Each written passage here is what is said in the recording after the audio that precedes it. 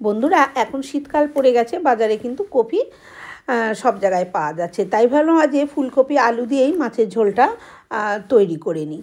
প্রথমে মাছটাকে ভালো করে ধুয়ে নুন হলুদ মেখে রেখে দিয়েছিলাম 10 মিনিট মতন। তারপরে কড়াইতে সর্ষের তেল দিয়ে তেলটা খুব ভালো মতন গরম করে নিয়ে মাছটা দিয়েছি। মাছটা একটা পাশ ভাজা হলে উল্টে দিয়েছি আর একটা পাশ। এইভাবে উল্টে পাল্টে লালচে করে মাছটা ভেজে নিলাম। এই তেলে বাকি মাছগুলোও ভেজে নেব। ততক্ষণে আমি একটা মশলা তৈরি করে নিই। তার জন্য দিয়ে দিলাম 1 চা চামচ হলুদ গুঁড়ো, 1 টেবিল চামচ লাল লঙ্কার গুঁড়ো, 1 চামচ জিরের গুঁড়ো, 1 চামচ ধনের গুঁড়ো দিয়ে এবারে অল্প করে জল দিয়ে মশলাটাকে গুলে রেখে দিয়েছি। গুঁড়ো মশলা আগে থেকে গুলে রাখলে সে মশলাটা কিন্তু ভালো মতন মজে যায়।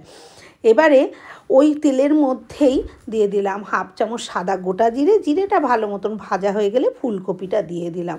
এখনের ফুলকপি আর ভাপিয়ে নিতে হয় না, কারণ এখনের কপিতে আর কোনো রকম গন্ধ লাগে না, আর ডাঁটগুলোও খুব শক্ত শক্ত থাকে না, খুব ভালোভাবে সেদ্ধ হয়ে যায়। তাই জন্য কপিটা দিয়ে মিনিট খানেক নাড়াচাড়া করে নিয়ে আলুগুলোকেও দিয়ে দিলাম। এবারে আলু আর কপিটাকে 2-3 মিনিট নাড়াচাড়া করে নিয়েছি। একটু যখন ভাজা ভাজা দাগ এসেছে তখন দিয়ে দিলাম লবণ আর দিয়ে দিচ্ছি একটা টমেটো। দিয়ে আবার খুব ভালো মতো নাড়িয়ে চাড়িয়ে টমেটোটা যখন গলে গেছে তখন আমি এর মধ্যে ভিজিয়ে রাখা মশলাটা দিয়ে দিলাম, আর বাটি ধুয়ে একটু মশলার বাটিটা দিয়ে একটু জলও দিয়ে দিয়েছি। দিয়ে ভালো করে মশলার জলের মধ্যে আলু ফুলকপিটা এইভাবে নাড়াচাড়া দিয়ে আমি ঢাকা দিয়ে দেবো। গ্যাসের আঁচটা আমি লোতে রেখেছি। মিনিট 2 পর আমি ঢাকনাটা খুলেছি। যেহেতু লোতে গ্যাসের আঁচটা, সেহেতু এটা কিন্তু ঝোলটা এখনও টানেনি।